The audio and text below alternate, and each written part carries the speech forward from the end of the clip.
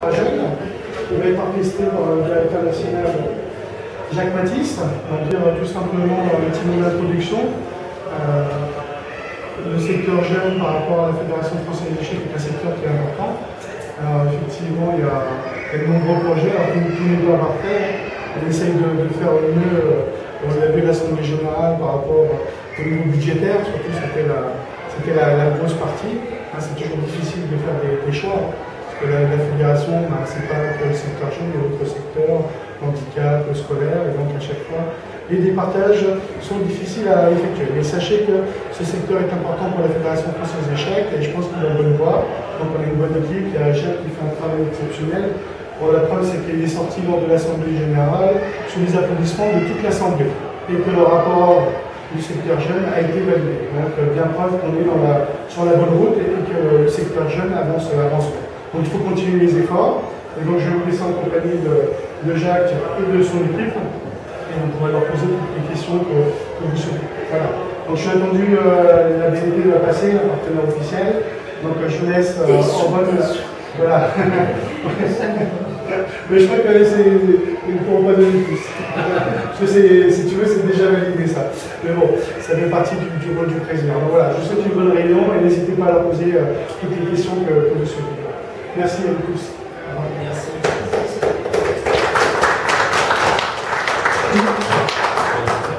Bien, je prends le relais. Donc, bonjour à tous. On est très heureux de vous accueillir pour cette traditionnelle réunion. Alors, j'ai demandé si c'était possible d'avoir une petite salle. Il semblait qu'il y aurait un peu moins de bruit que dans le grand hangar. Merci à Christophe qui fait des miracles, puisqu'il en a trouvé une. Donc voilà, j'espère que les gens qui souhaitent nous rejoindre trouveront facilement l'accès. Avant de commencer, je voudrais vous présenter mon équipe, enfin la Dream Team, je devrais dire. Donc Vincent Riff, directeur adjoint, qui se montre sur tout le haut niveau jeune. Et puis l'équipe d'entraîneurs, Mathieu Pissière, Romuald de la Maca, Jean-Baptiste Moulon, Jean-Noël Riff, grand maître, Sylvain Rabot. La même équipe qui a déjà officié l'année dernière. Il manque Kevin Thériault quand même, qui est absent. Donc voilà. Donc avant qu'on passe à une séance de questions-réponses, c'est surtout ça je pense qui vous intéresse. Juste Diego m'a demandé de refaire un peu le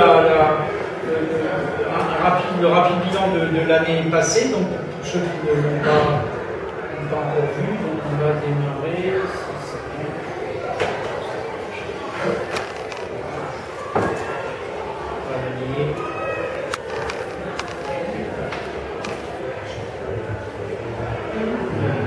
Si ça veut. Voilà. Donc on va voir un rappel rapide de la saison sportive 2014. Donc d'abord un mot sur l'excellent résultat du jeune Rajat Makar du club de Cannes qui a terminé champion d'Europe scolaire l'année dernière, donc du 17 au 26 juin 2014 en Grèce. On a commencé très fort avec un champion d'Europe. Donc Rajat est un de nos jeunes espoirs de l'équipe de France. Donc saluer ce très bon résultat. Ensuite, une des caractéristiques qu'on a voulu mettre en place avec Vincent, ce sont des petits matchs internationaux pour que nos jeunes aient davantage d'expérience. Donc on a profité un peu, comme on est tous les deux d'Alsace, de la proximité avec nos amis suisses. Donc le premier match que Vincent a organisé à Mulhouse, opposé la France et la Suisse par équipe de 4 joueurs. Donc ça c'était le 20 et 21 juin 2014. A priori, on devrait avoir un match retour cette année, puisque c'est toujours des contacts qu'on essaie de nouer avec les fédérations. Comme j'ai expliqué, mes objectifs, c'est arriver à faire un match France-Italie dans le sud, un match France-Espagne dans le sud-ouest, un France-Belgique dans le nord, un France-Angleterre, pourquoi pas. Nos jeunes ont besoin de rencontrer leurs homologues, pas toujours jouer contre les mêmes, même s'ils finissent par tous se connaître. Donc je crois qu'il faut qu'on développe cet aspect international pour nos jeunes. C'est très formateur. Voilà, donc un stage qu'on a réussi à monter aussi en catastrophe, parce que moi j'ai pris mes fonctions à Montbéliard, pendant le championnat de France de Montbéliard, ça fait tout juste un an, et puis il fallait monter en catastrophe un stage, parce que rien n'était réservé, et c'est pas évident de trouver un stage. Donc on a sollicité des partenariats, grâce au soutien de la ville de Metz, on a pu organiser gratuitement un stage à Metz. Donc là, c'est pourquoi j'ai proposé que la promotion 2014 porte le nom de promotion Metz, promotion de l'équipe de France. Donc la semaine du 2 au 5 juillet, c'était très bien. Donc il y avait 21 jeunes de l'équipe de France. Vincent avait concocté un programme par atelier avec les différents entraîneurs pour les préparer. Donc il y a eu différents thèmes abordés, des séances de coaching, des cours, bien sûr des séances de sport. Et donc c'était très bien. La remise des nouveaux maillots, ça c'est deux de nos jeunes espoirs de l'équipe de France parmi beaucoup d'autres, donc Rajat Makari et Timothée Razafid Ratsima de Bordeaux. On a beaucoup travaillé parce que j'attache beaucoup d'importance à la cohésion de groupe. C'était très important chez les jeunes parce qu'un groupe uni est capable de se transcender et d'avoir des meilleurs résultats qu'une somme d'individualité. Donc pour moi, l'équipe de France, c'est pas plusieurs individus, mais c'est une équipe. Donc on a beaucoup travaillé là-dessus avec les jeunes, avec les entraîneurs, puisque on a la chance d'avoir des entraîneurs, on partage le même projet sportif et la même vision qu'on a sur les jeunes, donc c'est très important parce qu'on parle un seul langage. Et avec les jeunes, ça s'est très bien passé, l'ambiance était excellente, certains ont appris à se connaître. C'est comme dans d'autres sports, hein, quand les jeunes ont la chance, les échecs c'est un peu plus dur parce qu'il faut se requalifier tous les ans, et comme une année sur deux, on est première année, deuxième année, c'est pas toujours facile, mais dans d'autres sports, le ski, le judo, le tennis, ils grandissent quasiment ensemble. Donc moi c'est cette cohésion qui m'intéresse, c'est que les jeunes finissent par qu'on puisse faire un groupe soudé qui se déplace à l'étranger. On avait organisé dans les salons de la mairie, on a été très bien reçus à la mairie de Metz, on avait organisé dans une simultanée donnée par le grand maître Jean-Noël Riff. Un match en direct par Skype joué par le président de la fédération et aidé par l'envoyiste Mazie de Corse, Timothée et Rajat. Et ils ont joué par Skype contre le maire de Saint-Philippe de la Réunion, qui est le dernier club, un des derniers clubs, depuis il y en a eu d'autres, puisqu'on a passé maintenant le 912e club, on a passé de 880 à 912 clubs. Et donc le dernier club de l'île de la Réunion, on a fait un match par Skype qui, comme à l'école des fans, s'est terminé par un nul tout à fait honorable pour les deux camps. Et c'était sympa parce qu'on avait tenté en direct, alors eux chez eux c'était le matin, chez nous c'était l'après-midi. C'était assez marrant. Et ça a très bien marché la connexion Skype. Donc ça c'est aussi une expérience sympa. C'était leur assemblée générale à la Réunion. Et donc ils ont été très contents de pouvoir avoir en direct l'équipe de France. Le président du club, ça fait que je passe un bon moment, qui m'a remercié justement, ça a très bien fonctionné. Ils ont ça leur a plu. Et justement, il y a des jeunes qui participent au championnat de France. Donc saluer les élus qui s'engagent, de plus en plus on a des grandes villes qui nous apportent leur soutien et c'est vraiment quelque chose qui nous fait plaisir parce que vous savez tous, vous êtes tous des dirigeants, vous savez tous le mal qu'on a à médiatiser les échecs par rapport à d'autres sports. Donc c'est un travail vraiment de fourmi que d'aller convaincre les élus en leur disant organisez les événements, faites de l'événementiel échec. Donc ça c'est pas sur le budget sport. Donc la ville de Metz nous a parrainés. Il y a d'autres villes avec qui on est en contact, j'en parlerai tout à l'heure sur le programme 2015. Donc, très belle réception à la ville de Metz, qui est donc la marraine de l'équipe de France en 2014. La remise des maillots, tous les jeunes de l'équipe de France ont dédicacé un échiquier qui a été offert à l'adjoint au maire, ça lui a fait énormément plaisir, on peut retourner quand on veut à Metz. Un autre moment clé de ce stage, c'est Vincent qui avait organisé un match Vincent et l'équipe bien sûr, un match France-Allemagne, donc ça c'était formidable. Les jeunes Allemands qui se sont déplacés, l'équipe d'Allemagne, et on a gagné, ça c'est une bonne nouvelle aussi. Donc là encore, un très bon partenariat avec les Allemands, donc sans doute que cette année on va renouveler ça. On sera invité chez eux et on va sans doute faire un match international France-Allemagne. Donc un bel exemple d'ouverture pour nos petits bleus. Il a aussi découvert pour certains pour la première fois la compétition internationale. Ils étaient accompagnés du grand maître Philippe Schlosser de Bichler, qui est un des dirigeants de l'équipe d'Allemagne. Donc toujours une équipe, toujours des jeunes qui sont très forts. L'Allemagne est aussi un pays d'échecs important. Alors, en marge de ce stage, ça c'était le point d'ordre le samedi et le dimanche, en marge de ce stage, on avait organisé des animations au centre-ville. Alors ça, c'était vraiment aussi une expérience qu'on a voulu lancer qui a très bien marché. C'est-à-dire que sur la place centrale de Metz, il y avait un échiquier géant, il y avait des chapiteaux où les jeunes de l'équipe de France donnaient des simultanés pour les jeunes de Metz.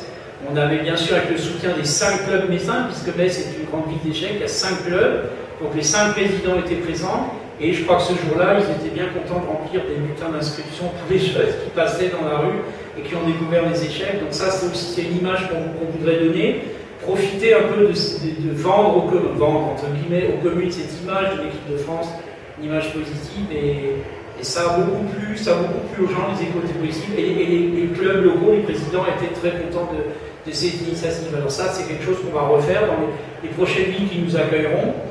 L'image de l'équipe de France, il y avait des affiches auprès des commerçants dans la ville, enfin ça a eu un beau succès.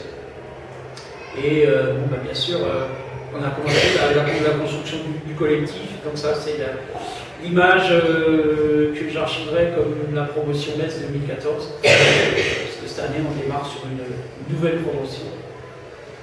Ensuite, les différentes compétitions internationales. Alors, championnat de l'Union Européenne, alors championnat de l'Union Européenne qui est différent du championnat d'Europe, mais qui est toujours très sympa. C'est organisé par nos amis de la République tchèque, et c'est souvent une première expérience pour les jeunes. Donc cette année, on va le reconduire sous une forme un peu différente dont je vous parlais tout à l'heure. Donc là, ça s'est déroulé à Kutina Dnestu, alors c'est bon. On va en avion jusqu'à Prague, ensuite on va jusqu'à Ostrava, et d'Ostrava on se tape encore 2 heures de bus. Bon, c'est un peu loin, mais c'est sympa. Nos amis tchèques nous ont très bien reçus, on a d'excellentes relations avec la Fédération tchèque. Donc du 26 août au 5 septembre, il y a une délégation française de 13 joueurs, et 9 par an, et on n'y est pas allé pour rien. Benny Yang, qui est aussi présente cette année-là, qui défend sa place, qui a remporté un titre de championne de l'Union Européenne dans les catégories moins de 10 ans, parce qu'elle était possible à l'époque. Elise Tomari, vice-championne dans la catégorie moins de 10 ans. Timothée Radafin-Ratsima de Bordeaux, vice-champion également, ça s'est vraiment joué à la dernière ronde, à pas grand-chose. Je crois même que c'était encore entre Timothée et Rajab que ça s'est joué. Mais c'était formidable pour ces jeunes dont c'était la première compétition internationale et qui sont en train vraiment de percer. Et j'espère que c'est le but, quoi, qui se développeront bien. Johan Gatineau également, vice-champion en moins de 12 ans, donc on a fait de bons résultats. Alison Lumian, 3e en moins de 16 ans. Et voilà, donc bon résultat pour cette année. Cette année, on va reconduire. J'ai eu le président de la Fédération tchèque il y a une quinzaine de jours, donc on a les dates, on a les réserves, les chambres sont déjà réservées, tout, il est content qu'on vienne. J'avais un petit souci d'avion, mais ça s'est réglé. Donc voilà. Ensuite, le championnat du monde jeune, qui était un événement phare sur l'année 2014, avec la particularité que le championnat du monde jeune s'est joué avant le championnat d'Europe. Donc là, 10 000 km, l'autre bout du monde, Durban, en Afrique du Sud. Donc aussi un grand voyage pour nos petits bleus. Du 17 septembre au 1er octobre. Délégation française avec 20 joueurs. Donc ça, c'était vraiment l'équipe de France du championnat du monde. 5 entraîneurs, 9 par an. 20 joueurs, donc c'est une organisation logistique parce que, encore une fois, j'insisterai jamais assez là-dessus, ça ne paraît pas évident à tout le monde, mais je vous assure que c'est important, que ma priorité c'est la sécurité des jeunes. Emmener 20 jeunes, dont certains étaient sans les parents, à Durban, je ne sais pas si vous connaissez comment ça se passe à Durban, vous pouvez dire aux entraîneurs qu'il y a certains quartiers où vous voulez à pied, c'était un peu marcher vite. Donc c'est pas évident d'emmener 20 jeunes dans ces pays-là, c'est une grosse responsabilité, c'est pour ça que moi je ne négocierai jamais sur la sécurité. Parfaite organisation de nos amis africains du Sud, dont c'était la première organisation d'un championnat du monde, c'était parfait, très bon accueil, les hôtels très corrects, les navettes ils venaient nous chercher, bien sûr pour des raisons de sécurité, à chaque fois ils nous cherchaient à l'hôtel, ils nous amenaient dans la salle, jamais personne dans les rues. Et on ne sortait que en groupe et que de jour, jamais après 19h. Donc ça s'est très bien passé, les réunions techniques, tout, bon encadrement. Vraiment, ils peuvent être fiers. L'Afrique du Sud, ça reste pas un... Alors la belle surprise qui a failli être quelque chose d'encore plus fort, mais Bilal Belhacem qui nous a ramené une troisième place au championnat du monde. Je vais quand même rappeler pour l'anecdote qu'à la dernière ronde, Bilal jouait table 1 contre Rambaldi et qu'il jouait le titre de champion du monde. Et que Jean-Noël a fait un travail extraordinaire de préparation. On peut même dire un grand merci à notre ami Maxime Bachelard qui a donné un petit coup de pouce par téléphone à Durban. Quand un grand maître du niveau de Maxime vient aider les jeunes de l'équipe de France, moi je tiens à dire chapeau, bravo. Et c'est bien quand on a des champions comme ça qui viennent à l'aide des jeunes. Et il s'en est pas fallu grand chose pour que Bilal, il a fait nul finalement. En cas de victoire, il était champion du monde. Donc c'est quand même très très encourageant. Cécile Ozerno qui a terminé 7e dans la catégorie moins de 16 ans, qui a aussi fait un bon début de championnat, qui a un peu craqué sur la fin, mais 7e c'est quand même très bien. Et puis la petite Salomé Chachachvili, dont c'était le premier championnat international, on ne s'y attendait pas, c'est pour ça qu'il rigole. Donc félicitations Salomé qui a terminé 9e en moins de 8 ans, on dirait en moins de 8 ans tout peut arriver, c'est pas encore vraiment des échecs, mais ça fait plaisir. Donc quand même 3 Français dans les moins des 10 premiers, dans les 10 premiers, 3 Français, c'est pas mal pour un championnat du monde quand on connaît le niveau relevé du championnat. Parce que franchement, nous les petits Français, quand on s'est retrouvés, je ne vais pas dire face aux Russes, parce que les Russes, on a un peu plus l'habitude, mais face aux Chinois, aux Indiens, aux délégations, c'est impressionnant. C'est pas tout à fait dans le même monde. J'ai encore pu mesurer, moi, un peu de la distance qui nous sépare de ces nations, ces grandes nations d'échecs. On ne peut pas rivaliser avec des jeunes qui font 10 heures d'échecs par jour. C'est une autre culture, c'est une autre philosophie.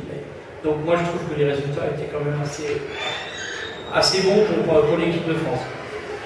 Championnat d'Europe, un peu moins bon, on peut dire, avec ce contexte particulier, j'espère exceptionnel, et ce petit loupé, un championnat que je ne garderai pas dans ma mémoire comme un très grand moment.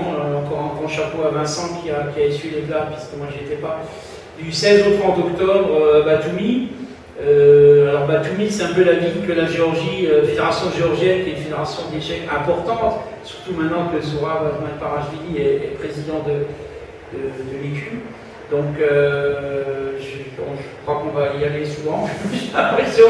Et Batumi, c'est un petit peu la côte d'Azur de la Géorgie, bord de la mer. Ils essayent de promouvoir cette ville et donc la nourriture n'est pas excellente. Enfin, les conditions n'étaient pas terribles. Passons. Quand même une 3e place pour Andrea Navotechko qui est aussi vraiment une belle espoir des échecs français qui a fait des bons résultats. Andrea en moins de 18 ans et ça c'est encourageant. Sinon une petite déception globale, mais bon, on avait fait un bon championnat du monde. Championnat d'Europe, il y a des jeunes qui étaient malades. Encore une fois, les conditions logistiques, c'est important aussi pour les sportifs, les conditions logistiques. Donc cette année, on n'a qu'une hâte, c'est de prouver à tout le monde que l'équipe de France est capable de faire beaucoup mieux et les entraîneurs sont tous très motivés pour qu'on fasse une bonne année. Voilà donc un rapide bilan de la saison 2014. Donc si vous avez des questions, et puis ensuite on pourra aborder un petit peu les projets, parce qu'effectivement, bien sûr, on a des projets. D'abord pour la saison 2015, il faut qu'on réussisse, et puis ensuite pour l'avenir des échecs, puisque la direction des jeunes s'est un peu cherchée, ne partez pas de quelque chose d'existant, il y a des choses qu'il a fallu créer, mettre en place, et puis ça se prépare en un an, il y a énormément de travail. Et donc toutes les bonnes volontés, on a réuni une commission des jeunes avec aussi des gens qui travaillent, un groupe d'entraîneurs, créer des synergies, créer une cohésion d'équipe, et puis on espère que c'est en semant qu'on récoltera, et voilà, donc je suis à votre disposition, les entraîneurs, si vous avez des questions, la parole est à la salle.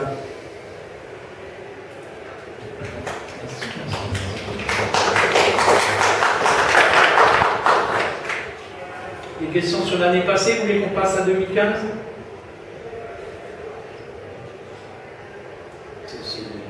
ça exceptionnel, ça. Je n'ai plus l'habitude, moi d'habitude, je me prends une question. Mais je sais pas, vous n'avez pas dit que c'était la réunion, peut-être. Bon, bah écoutez, voilà, donc on essaiera de vous rendre compte le plus souvent possible. On est bien sûr à l'écoute des suggestions, de tout ce qui est toutes les critiques positives, parce qu'on en a besoin pour progresser, sinon on s'endort. Donc moi je suis tout à fait ouvert à toutes les suggestions et à prendre des avis. Alors pour 2015, on a un petit peu changé, puisque c'est, je pense là-dessus qu'il y aura peut-être des questions, encore que là il n'y a pas trop de parents, c'est plutôt les dirigeants.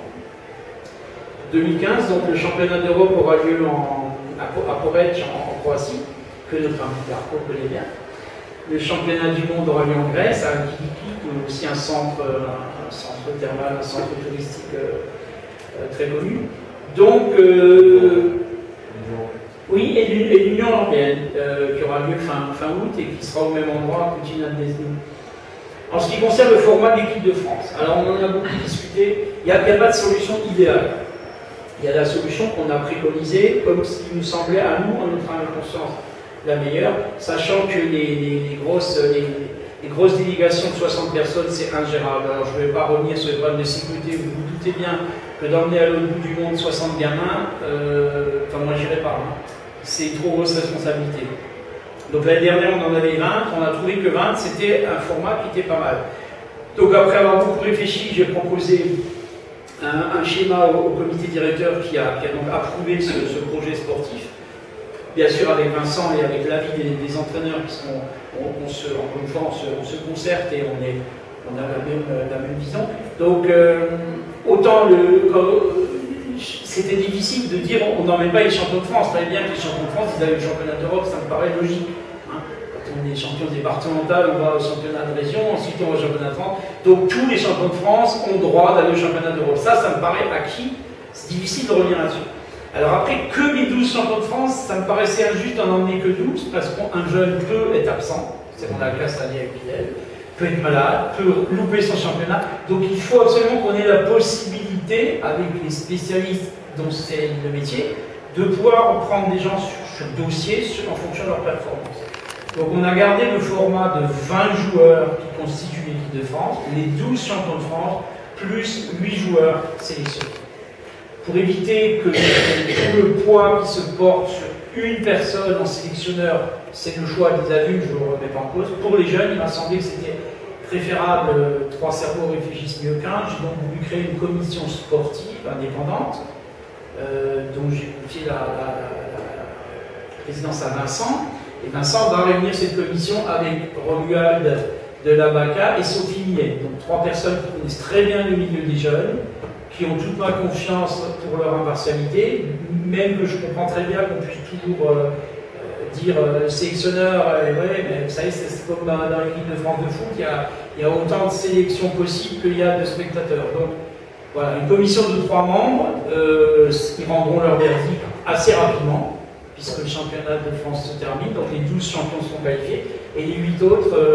au plus tard, à la fin de la semaine après le championnat de France. Voilà. Donc j'ai le temps d'aller 8 jours en vacances et après on bosse, ils me remettent la liste, on m'envoie tous les dossiers et après il faut se dépêcher d'avoir les contacts, les adresses parents, les réservations, les confirmations, tout ça. Donc ça c'est en ce qui concerne le format d'équipe, il y aura 20 personnes. Alors ces 20 personnes, on leur propose de faire le championnat d'Europe, le championnat du monde.